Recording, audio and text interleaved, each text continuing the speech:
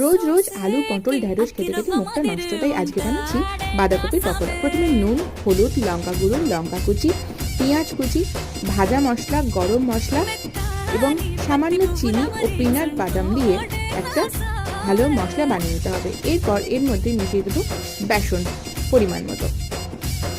এই বড়াটি গরম গরম দুপুরবেলা ভাতের সঙ্গে ডাল মেখে খেতে খুব ভালো লাগবে। এরপর কড়াইতে বেশ খানিকটা পরিমাণে সর্ষের তেল গরম করে নিয়ে আমরা একে একে করে লাল লাল করে ভেজে নেব বড়াটা। এই বড়াটা ভাজার সময় একটু মাথায় রাখতে হবে যাতে হালি করে না হয়, কড়া করে ভাজলে তবেই জিনিসটা মুচমুচে হবে।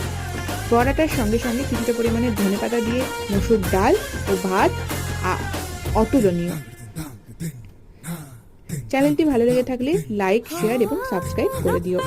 আমি এটা সসের সঙ্গে খেয়েছি, সসের সঙ্গেও এটা খুব ভালো লাগবে খেতে, একবার ট্রাই করতে পারো।